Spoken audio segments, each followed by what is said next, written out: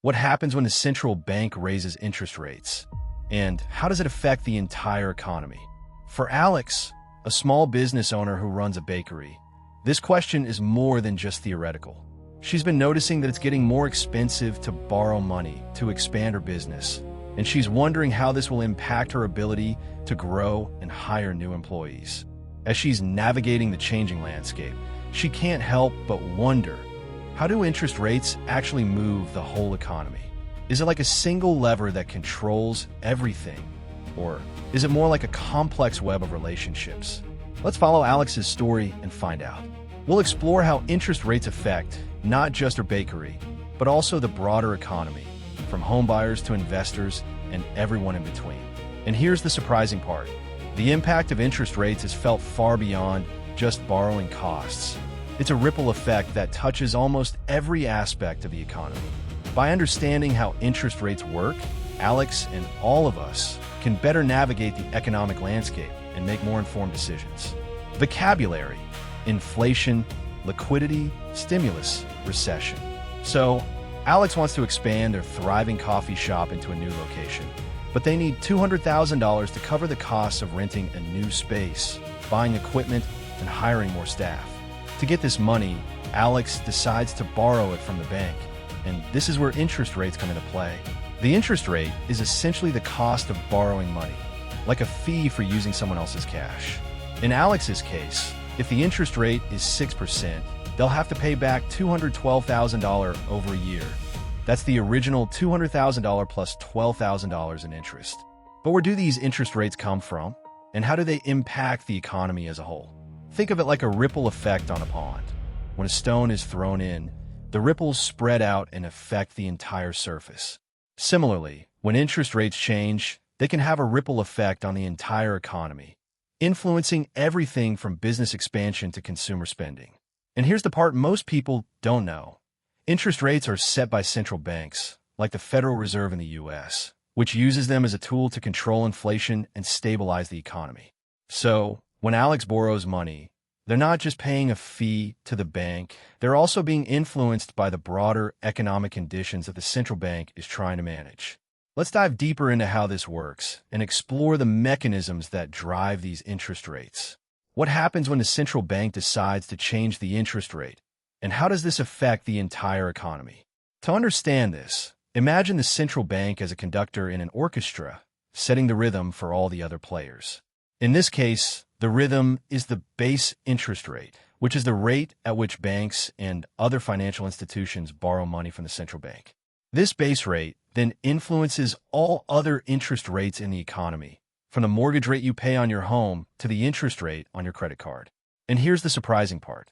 The central bank uses this tool to control inflation and keep the economy growing at a stable pace. Think of it like a thermostat in your home.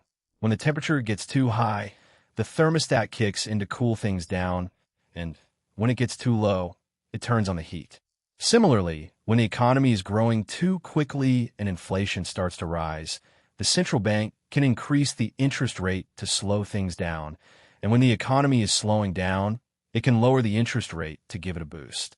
This delicate balance is crucial to maintaining economic stability, and it's the central bank's job to make these adjustments to keep the economy on track. Now, let's take a closer look at how this works in practice and explore the impact of these interest rate changes on different parts of the economy. What happens when the central bank raises or lowers interest rates? How does it actually affect the economy?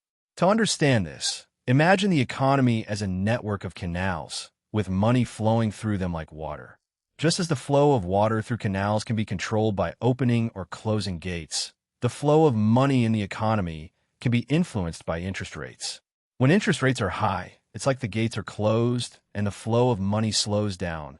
Borrowing becomes more expensive, so people and businesses are less likely to take out loans, and as a result, they spend less. On the other hand, when interest rates are low, it's like the gates are wide open and the flow of money speeds up.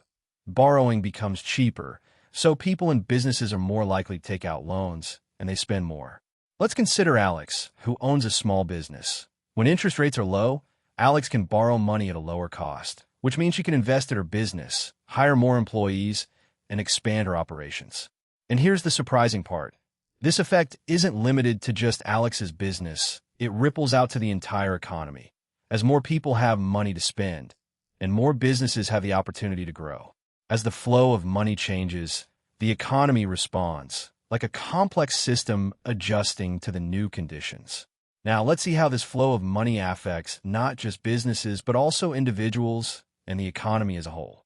Vocabulary: liquidity, stimulus, borrowing, expenditure. What happens when interest rates change? Do they just affect borrowing money, or is it more far-reaching than that? Let's consider Alex, who owns a small business and is also a homeowner. When interest rates go up, it becomes more expensive for Alex to borrow money to expand their business. And at the same time, their home loan payments might increase if they have a variable rate mortgage. This is just the beginning. The impact of interest rates is felt across the economy, like throwing a stone into a lake and the ripples spread out. As interest rates rise, the housing market can slow down because fewer people can afford to buy homes, and those who already own homes might see their property values decrease. And here's the surprising part: the effects don't stop there. Higher interest rates can also make the stock market more volatile, as investors become more risk-averse and move their money to safer assets. Even the value of currencies is affected, as higher interest rates in one country can attract foreign investors, causing the currency to appreciate. So, in the end, a change in interest rates is like that stone in the lake, touching every aspect of the economy, including Alex's business and personal finances. As we'll see next, understanding how these ripples spread is crucial to navigating the economy and making sense of the complex relationships between interest rates, inflation, and economic growth. Vocabulary: volatility, appreciation, risk-averse, mortgage, volatility. So, what happens when interest rates change? How does it actually move the whole economy? Let's go back to Alex, who we've been following throughout this story. When interest rates rose, Alex's business had to pay more to borrow money, which made her think twice about expanding her operations. And here's the surprising part: this one decision had a ripple effect on the entire economy. Fewer loans meant less money being spent, which in turn meant less demand for goods and services. This slowdown in economic activity can even affect the job market, as businesses like Alex's may need to cut back on hiring or even let people go. But on the other hand, higher interest rates can also mean higher returns for savers, which can encourage people to save more and spend less. And that's the complex dance between borrowing, lending, and spending that interest rates influence. Now that we've seen how it all works, you might be looking at the economy in a whole new light. If you want to stay ahead of the curve and understand how the economy really works, be sure to subscribe for more explanations like this one, where we break down the complex mechanisms that drive the markets and the economy. Vocabulary: macroeconomics, liquidity, fiscal policy, inflation.